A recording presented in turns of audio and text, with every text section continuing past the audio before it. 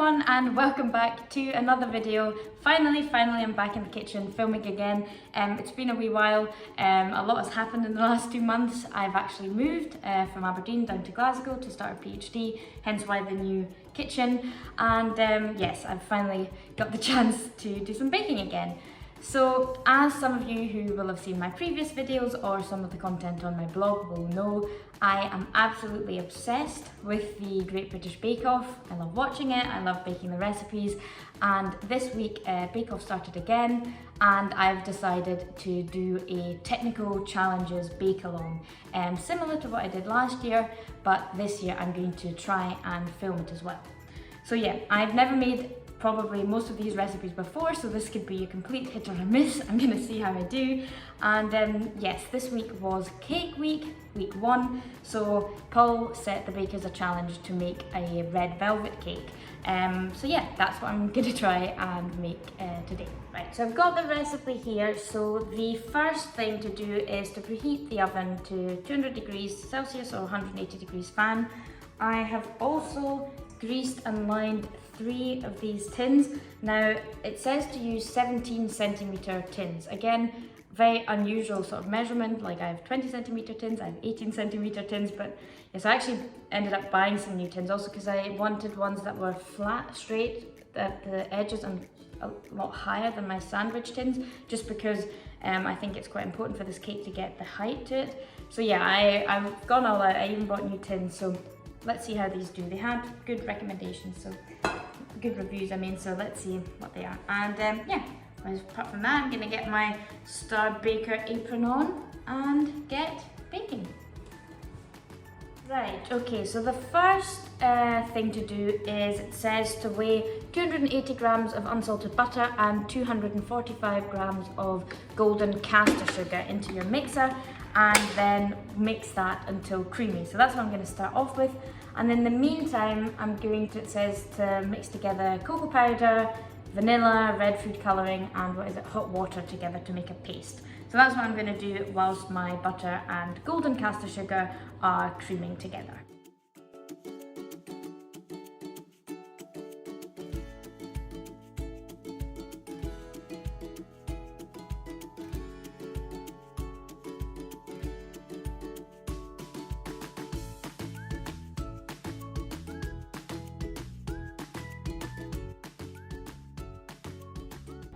Okay, so my butter and sugar mixture is really nice and creamy now. So what I'm going to do is add the eggs, so 3 large eggs I've added, and I'm going to add a little bit at a time, hoping very much that the mixture doesn't curdle, which is exactly what I hate about the creaming method. But I suppose it's a technical challenge, eh? So let me be technically challenged. Oops, was that already too much? Okay, we'll see. We'll see. Let's see what happens. Come on, mix.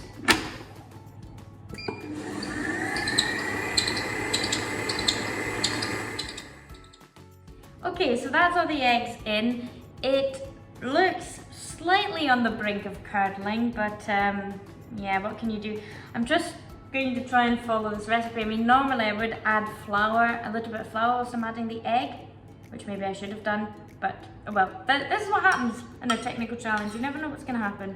So next, and also this is also weird that I don't add flour now, but more liquid first, so I don't know how I feel about this. So it said to mix together cocoa powder, the vanilla extract, the red food colouring, which I used this sort of Wilton's red food gel. Always use gel colouring, never the liquid cheap stuff. You have to get the more expensive stuff because otherwise the texture's altered of the cake if you add the liquid rather than the gel, and also I think the gel gives a better colour. And I've added 2 teaspoons, hopefully that's enough. I know Paul said I think if you add too much it goes too brown, so I'm just gonna go with the 2 teaspoons it says and see. So yeah, it says to mix together with 6 tablespoons of hot water to make a paste. This looks more like a liquid to me, but oh well, that's going in next. So add that all in, mix it, and then the next thing is buttermilk and flour.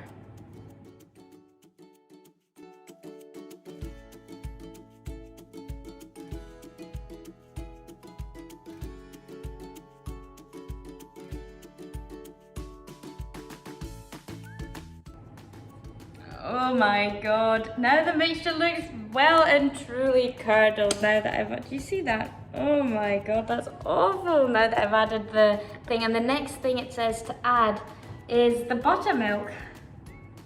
And then alternate with the flour. I think I'm gonna add some flour first because this is not looking good. So it says to mix 270 mils of buttermilk with a teaspoon of salt. Okay, rough estimate of a teaspoon. That'll be it. Yeah, so mix this together and then you're meant to add this in. Also, I feel like my cake mixture looks not red, but I think it's because it's split. Oh. So I don't want to add more liquid. So it says to add buttermilk first and then the flour a little bit at a time and alternate. So I'm going to start, I think, with a bit of flour, mix that in, then some buttermilk, and so on until I've used up all this flour. It's 335 grams of flour and 270 mils of buttermilk. So, oh, let's see how this goes. So far, I'm not impressed with myself. Oh.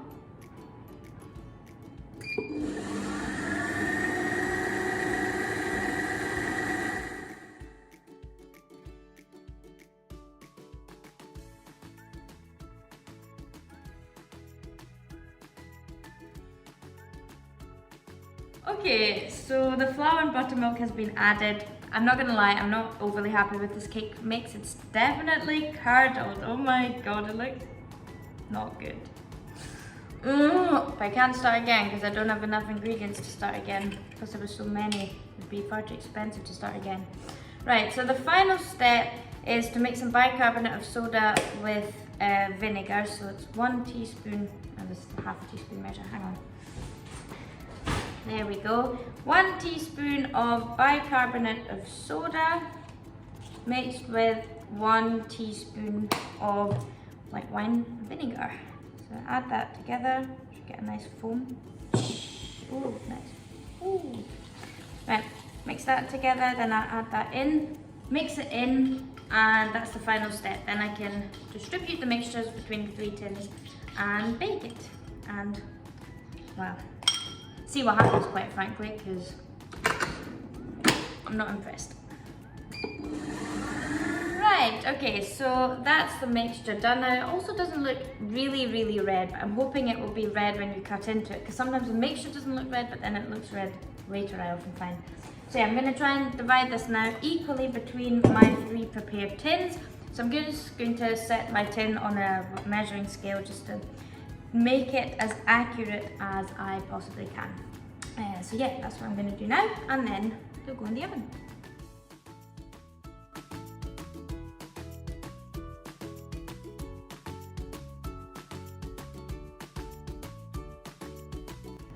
Right, okay, so my cakes are all in their tins. I'm going to put them in the middle shelf of the oven now and bake them for about 20 to 25 minutes until they are done. So I've tidied up a little bit, and whilst these cakes are still in the oven, I'm going to try and make the icing, because you're meant to leave that to chill in the fridge for a while whilst the cakes are cooling as well before decorating. So for this cream cheese icing, I need cream cheese, double cream, vanilla extract, icing sugar, and mascarpone cream, and a pinch of salt. And they all apparently just go into your mixing bowl and then you whisk it until smooth. So I hope this doesn't turn into a runny soup, because I don't have the ingredients again, because as you can see there's quite a lot that you need. So we're just going to give it a try. So in go all the ingredients, and then I'm just going to mix it, I suppose. So first things first, I've got my icing sugar, 300 grams of it, which needs to be sifted, and although I hate sifting when making buttercream and icing and stuff, I definitely think it's essential. Yeah, I have one of these really cool sieves.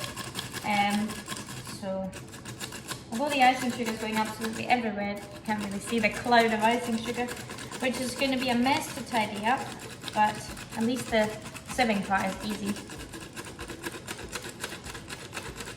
Right, next in, I also need 400 grams of soft cheese, so quite easy.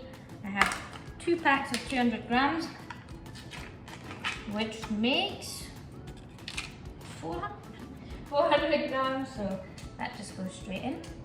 Oops. See if I can get it in without having to get a spoon. No. the dishes. Right, in goes the cream cheese. And then I will also add 200 grams of mascarpone and the double cream.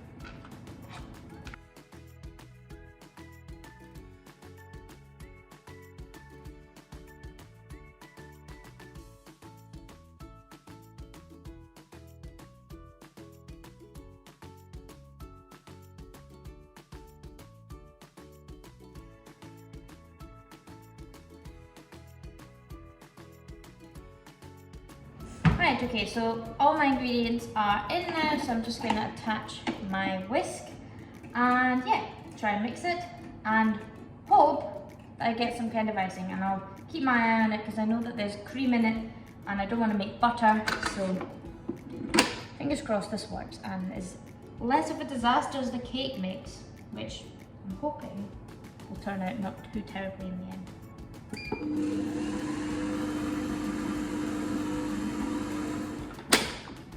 So that was quite quick, but to me, that's holding stiff peaks.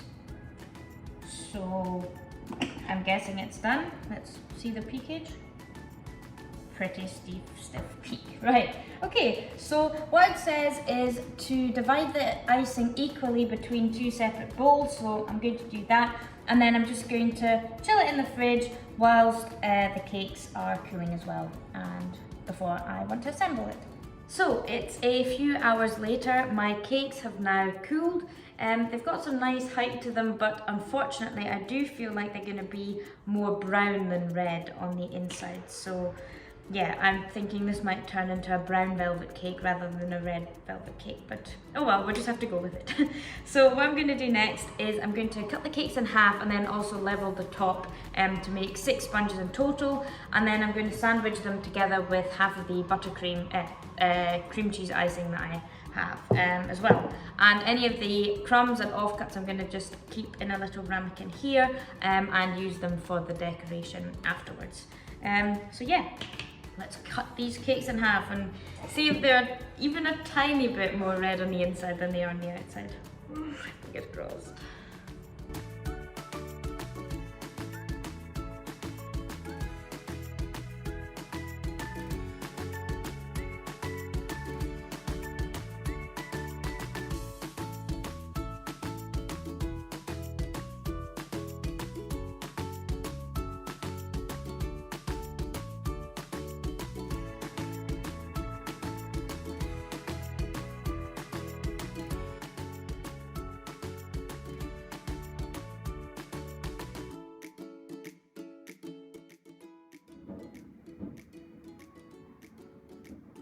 I'm currently wondering how much icing to put on each layer, but since Paul, I think, said that he wanted quite a thick layer of icing in between the cakes at the time, I'm trying to really use like 1/5 of it or so, so I'm trying to roughly measure about 100 grams of icing and put 100 grams of icing between each layer to hopefully get, to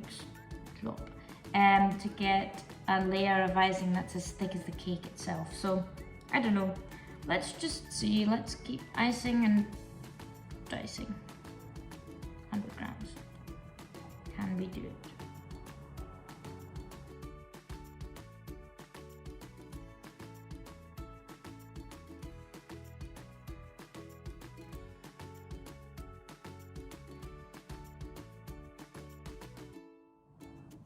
Well, it's definitely a high cake. Right, that's the final layer on. Boom.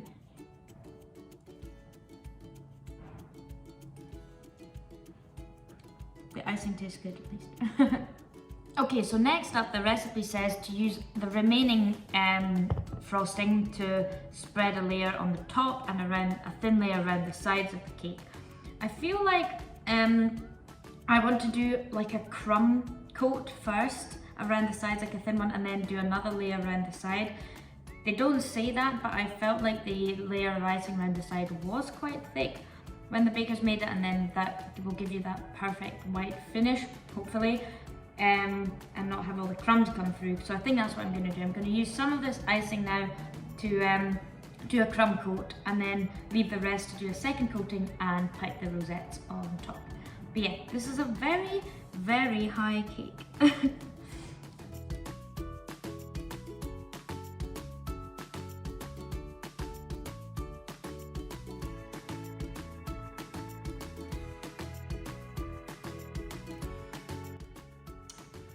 Okay, ta-da! I think that's quite a good crumb coat. Hopefully we've got all the crumbs caught in now. So yes, what I'm going to do is I'm going to put this cake into the fridge now and the remaining icing, leave that to set and harden, and then I will decorate the rest of the cake.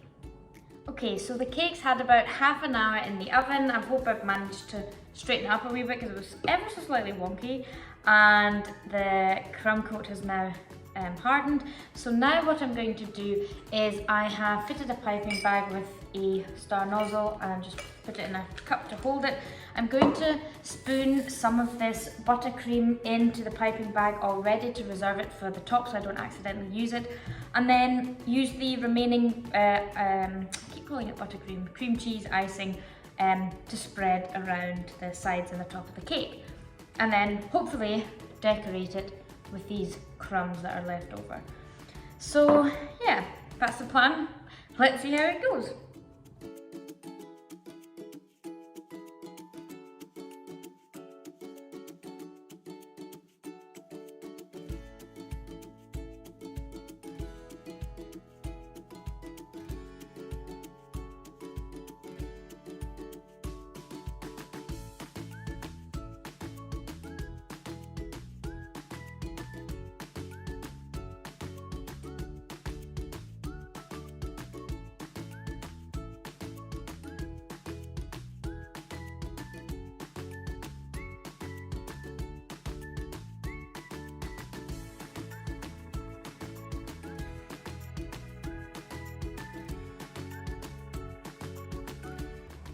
And here is my end result, a brown velvet cake. Oh, the decoration also could be a wee bit better. It wasn't actually that easy to put the crumbs on it in a nice way. But yeah, unfortunately, it's a bit of a browny red. I'm not really happy with the colour. Paul Hollywood would not be impressed with me, so that's a shame. But oh well. I'm going to put the cake into the fridge now, just to let the icing firm up, and then cut it, and then we'll try it, and hopefully it at least tastes good. It definitely looks good, looks like it will taste good. So fingers crossed. Right, okay, so my chief cake tester's home from work. So now for your second job of the day, tasting the cake. First of all, my favourite. First of all, what do you think? A bit brown? It's a wee bit brown, yeah. It's like more of a crimson, isn't it? Crimson, yeah. Wasn't that what Paul would have? I don't know. I can't remember what crimson I don't know what happened. It's just not very red. So if anybody knows how to make a red velvet cake red consistently, please let me know. But anyway, I've cut you a big massive chunk. So if you want to try some, I'm gonna eat that. Yeah. Well, yeah, no, not before dinner. Let's just try it and see if it tastes good at least. Drop it. Did you get any? Mm-hmm. Bit flaggy? Just a wee bit. I mean, mine seems to get thinner in the middle and then fatter. I think that one layer just collapsed. I told you. So when I got the cakes out of the oven, they sunk. So I think that's why they're claggy. They're not red, but the icing tastes good. That's my... The flavour's good though. The flavour's nice. But I definitely think I would have come bottom in the technical. This was not a good attempt. It's not my best hour of work, but oh. I'm still scoffing it. Fair enough. I'm sure we'll still eat it. You know, grandma will eat it. So that's fine. Right. Well, thank you for trying it. It's all right. Thanks for watching the video. Hopefully, I will upload next week's Biscuit Week 1 video very soon. And yeah, I'll see you all next time. Bye. Bye.